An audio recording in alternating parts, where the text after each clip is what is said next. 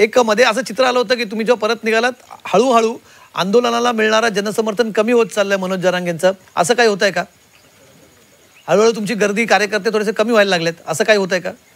नाही काय नाही मला दाखवायची गरजच नाही. आता कुणाला बघायचं असलं तर दाखवतो एकदा, त्याला काय नाविलाज मराठ्यांची गर्दी काय असते. कारण मी काय वाईट नाही करत, गोरगरिबांच्या मराठ्यांच्या लेकरासाठी लढतोय, कमी होण्याचा काय संबंध नाही. तुम्ही म्हणतात की जेव्हा तुम्ही आता मधल्या काळात जे ओबीसी आंदोलन झालं तेव्हा तुम्ही म्हटलात की ते हाकेंचं आंदोलन सरकार पुरस्कृत आहे. जेव्हा हाच आरोप तुमच्यावरती केला गेला होता की हे आंदोलन शरद पवारांनी पुरस्कृत केलंय किंवा शिंदेंनी पुरस्कृत केलंय, तेव्हा तुम्ही त्याला राग येतात, पण तुम्ही आता समोरच्या आंदोलनात तोच आरोप करताय. नाही आरोप नाही देऊ. मी 4 दिवसापूर्वी मीडियाच्या बांधवाला म्हणलो होतो, अगोदर नव्हतं म्हणलो. अगोदर मला कट्टर वाटलं होतं.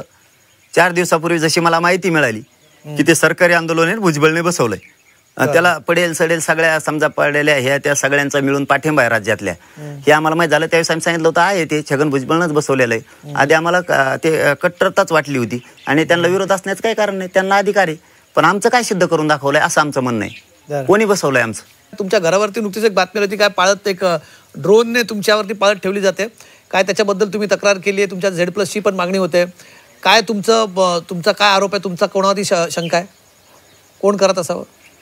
नाही शंका नाही आहे, कारण आमच्या परिसरात असे लोक नाही आहेत. जरी वैचारिक मतभेद असले, जरी कोणत्या जातीचं आंदोलन उभं असलं तरी आमच्या परिसरात राज्यात सुद्धा तीच संदेश आहे की ह्या टोकाला कोणी जाईल असं वाटत नाही. पण एखादा अर्थ खोडसाळ असतं प्रत्येक वेळेस, कारण त्याला ते खूप जळत असतं. मराठ्यांसाठी मी कट्टर काम करतोय, याला बाजूला कसं काढायचं, ह्यो बाजूला गेल्याशिवाय आपलं साधणार नाही. कारण माझ्या संघ आहेत, मी कोणाचं साधू देत नाही, समाजाचं सोडता. कारण कोणाला खायची आशा असते, कोणाला कशाची आशा असते, माझ्याजवळ ते जुळू देत नाही मी. काहीला असा नाद असतो की चांगलं चाललंय ना आणि यांचं आता जवळच्या जवळ आंदोलन बसले ना जुटून द्यायचं, मारामारी लावून द्यायचं, लांबून माझ्या बघायची. एखाद्याचा खोडसाळपणाही लांबून असू शकतो.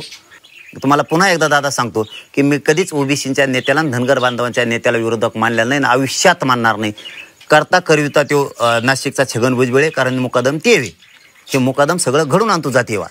तो जवळ त्याला सरकार गप्प बसवित नाही तोपर्यंत तो गप्प बसत नाही.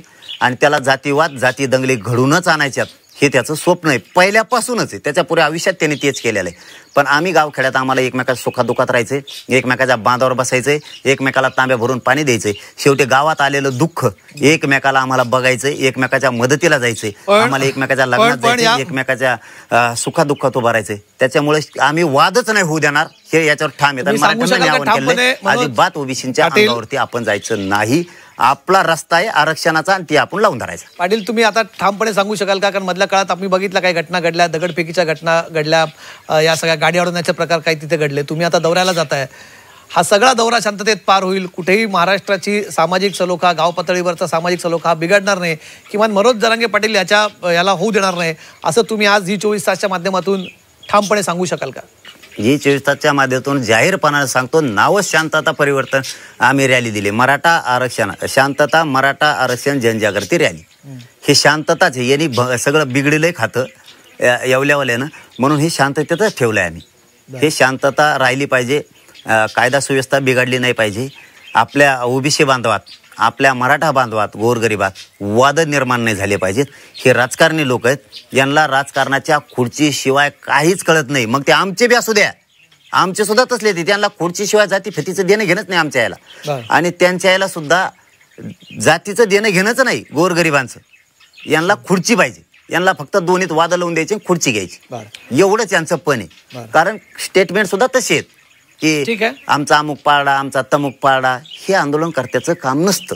बरं ठीक आहे, पण तुम्ही म्हणतात की त्यांचं काम नाही की आमचा अमुक पाडला, पण तुम्ही म्हणतात की तुमचं काम आहे की आम्ही याला पाडू त्याला पाडू. हे जरासं मला थोडंसं विरोधाभासाचं वाटतंय. मनोज जरांगे पाटील तुम्ही म्हणतायत यांनी म्हणू नये की आमचा पाडला, पण तुम्ही म्हणतात की आम्ही पाडला. नाही, पण पाडलं नाही दादा, आम्ही नाव नाही घेतलं. तुम्ही मगाशीच तर म्हणाला की आम्ही ताकद दाखवून दिली समाजाची, एक गठ्ठा मतदान झालं तर त्रास होतोय मताची फक्त. मग त्याचा अर्थ तोच होता ना, जिंकून आला किंवा पाडला मनोज भाऊ. नाही दादा, त्यांनीच एक काम करणं गरजेचं आहे की त्यांची जात एकत्र आली, त्यांना आनंद झाला, तसे मराठ्यांची एकत्र आली, त्यांनी मराठ्यांनाही गोड बोलावं, त्यांच्याही पाठीने हात फिरावं. किंग कधी तेच ना, द्वेष करू नका. ठीक आहे.